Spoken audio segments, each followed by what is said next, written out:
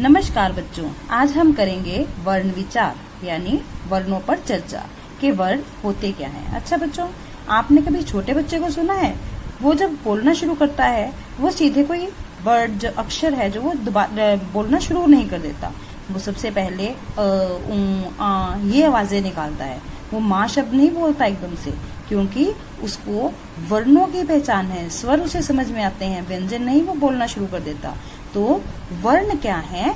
भाषा की सबसे छोटी इकाई, भाषा की सबसे छोटी इकाई या ध्वनि, साउंड, जिसके और टुकड़े ना किए जा सके वो वर्ण कहलाती है।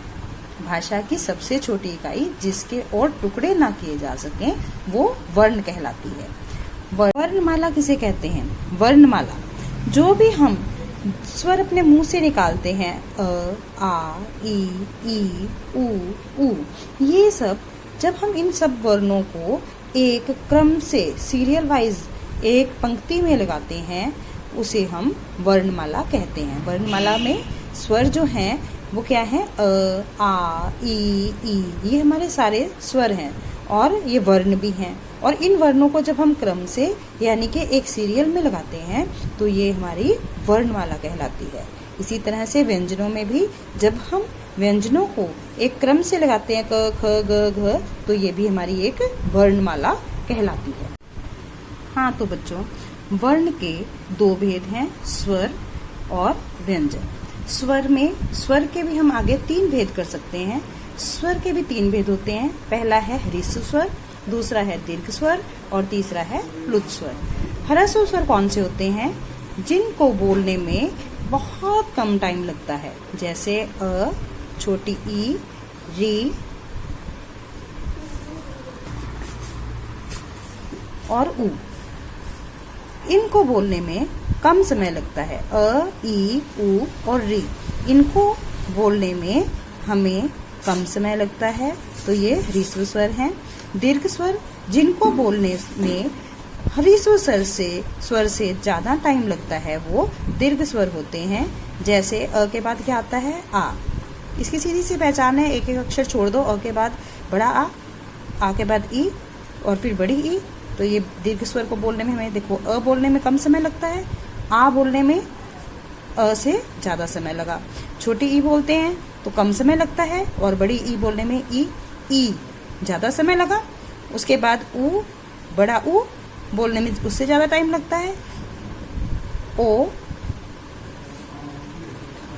औ, ए, ऐ, ये सब हमारे दीर्घ स्वर हैं।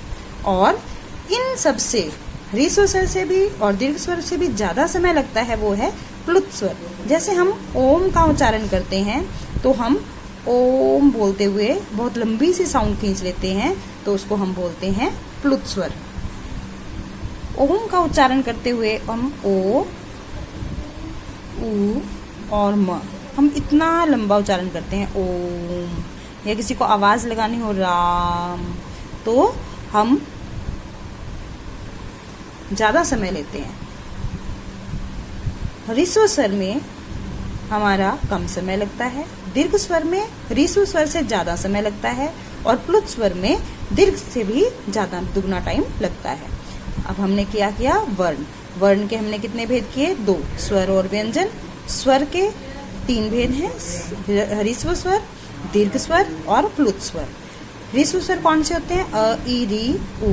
और दीर्घ स्वर कौन से होते हैं? आ, ई, उ, ओ, औ, ए, ऐ। और प्लुत स्वर कौन से होते हैं? ओम, राम। तो ये इनको बोलने में दीर्घ समय से, मतलब ह्रस्व स्वर से तिगुना टाइम, दीर्घ स्वर से दुगना टाइम लगता है। तो आज हमने वर्णों के बारे में पढ़ा। वर्ण क्या होते हैं? भाषा की सबसे छोटी इकाई, और भाषा की सबसे छोटी इकाई जिसके और टुकड़े ना किए जा सके वो वर्ण कहलाती है। वर्णमाला क्या कहलाती है? जिसके अंदर वर्णों को क्रम से लगाया जाता है। अ के बाद आ, ई या क के बाद ख, ग, घ, अंग। तो ये सारे हमारे, जब हम वर्णों को एक सही क्रम में, निश्चित क्रम में लगाते हैं तो वो क्या होते हैं? वर्णमाला। और वर्ण के कितने भेद हैं? वर्ण के दो भेद हैं, स्वर वर्ण और व्यंजन वर्ण। स्वर वर्ण के कितने भेद हैं? 3, ह्रस्व स्वर, दीर्घ स्वर और प्लुत स्वर। ह्रस्व स्वर में कम समय लगता है बोलने में, अ ई री री शी, अ ई उ और री री शी। और दीर्घ स्वर में कितना टाइम लगता है? उससे दुगना टाइम लगता है ह्रस्व स्वर से। दीर्घ स्वर से ज्यादा टाइम लगता है, दुगना समय लगता है ह्रस्व स्वर से, जैसे आ, ई, उ, ए, ऐ।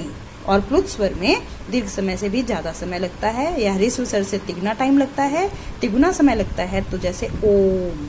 तो ये हमारा है स्वर वर्ण जिसके 3 भेद होते हैं।